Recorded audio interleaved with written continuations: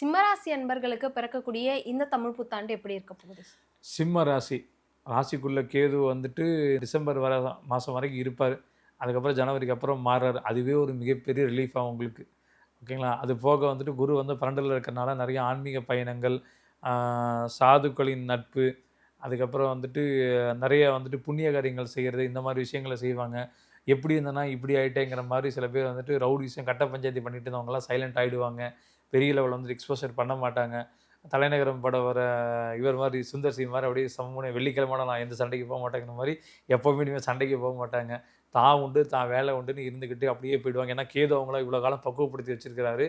கூட கேதுவோட குரு காம்பினேஷன் அப்படிங்கிறது இப்ப கடகத்தில நடக்கும்போது, அவங்க வேலைய பார்த்துட்டு சத்தம் இல்லாம அவங்க வேலைய பார்த்துட்டு போயிடுவாங்க. அதனால சனி பகவானால நடக்கக்கூடிய துன்பங்களையும் தாங்கிட்டு சைலன்ட்டா அவங்க கடந்து போயிடுவாங்க. நெறைய பேருக்கு இல்லற பிரச்சனை அப்படிங்கிறது இந்த காலகட்டத்தில இருந்துட்டுருக்கும். அவங்களுக்கு வந்து பார்த்தீங்கன்னா, சரி இவரு இந்த பிரச்சனையில தான் சிக்கியிருக்காருன்னு புரிஞ்சுக்குவாங்க. ஒரு புரிந்துணர்வு வரும்.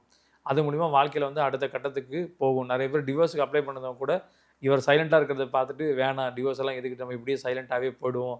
அப்படிங்கிற மாரி போயிடுவாங்க. அதுக்கப்புறம் தான் வந்துட்டு லைஃப்ல வந்துட்டு ஒரு புரிதல் வரும். புரிதல் வந்து ஒரு நல்ல பாதைக்கு போவாங்க. அதுக்கு கிரகங்கள் சப்போர்ட் பண்ணும். ட்ரான்ஸ்ஃபர், ப்ரமோஷன் இந்த காலகட்டம் அப்படிங்கிறது கிடைக்கும். ஆனா, ரொம்ப தூரமா போற மாரி இருக்கும். கொஞ்சம் அட்ஜஸ்ட் பண்ணி தான் ஆகணும். வேற வழி இல்ல. சரிங்களா? இவங்க வந்து ஆஞ்சநேயர் வழிபாடு செஞ்சுட்டே வர இவங்களுக்கு உண்டான பிரச்சனைகள் எல்லாமே தீர்றதுக்கு வழிகள் கிடைக்கும்.